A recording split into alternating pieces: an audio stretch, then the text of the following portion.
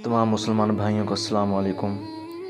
अक्सर आप बाजमात नमाज से लेट हो जाते होंगे और अब दूसरी, तीसरी या चौथी रकात में शामिल होते होंगे।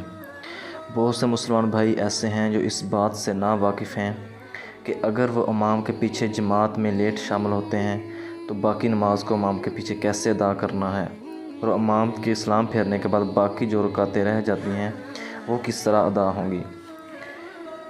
आपको स्क्रीन पे एक पूरा स्ट्रक्चर नज़र आ रहा होगा जिसमें एक तरीक़ाकार बताया गया है कि आपने इमाम के पीछे जब जमात में शामिल होते हैं तो नमाज किस तरह अदा करनी है। तरीक़ाकार ये है कि जब हम पहली रकात में शामिल होते हैं तो इमाम के पीछे सिर्फ़ सना पढ़ते हैं और ख़ामोश हो जाते हैं, और इस तरह दूसरी, तीसरी और चौथी रकात में ख़ामोश रहते हैं। और अगर कोई शख्स दूसरी रकात में शामिल हो तो वो ख़ामोश रहे, इस तरह तीसरी और चौथी रकात में भी ख़ामोश रहे और इमाम के सलाम फेरने के बाद उठ खड़ा हो। और अब जो रकात हम अदा करेंगे इसे सना से शुरू करेंगे। सबसे पहले सना पढ़ेंगे, फिर फातिहा और सूरत पढ़ेंगे, और इस तरह अपनी जो एक रकात इमाम के बगैर होगी वो इस तरह अदा होगी।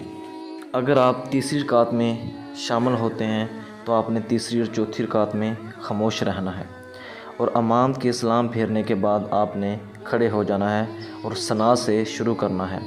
फिर फातिहा पढ़नी है और सूरत पढ़नी है।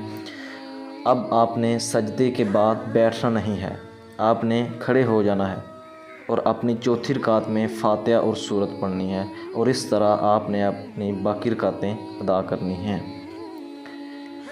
और अगर आप इमाम के पीछे चौथी रकात में शामिल होते हैं तो इमाम के सलाम फेरने के बाद आपने फिर सना से ही शुरू करना है।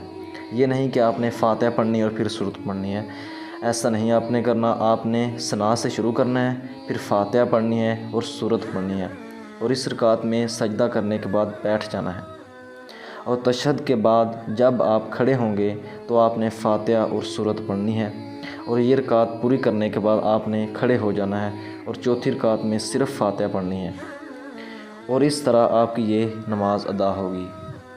और एक और अहम बात, पहली रकात में इमाम के साथ मिलने वाला नमाजी अगर किरात शुरू होने से पहले मिल जाए तो सना पढ़कर ख़ामोश हो जाए, वरना सना भी ना पढ़े। उम्मीद है कि आपको ये वीडियो बहुत अच्छी लगी होगी, तो प्लीज़ इसको लाजमी शेयर करें ताकि जो मुसलमान भाई इस बात से ना वाकिफ़ हैं वो भी अपनी इस्लाह कर सकें। अल्लाह हाफिज़।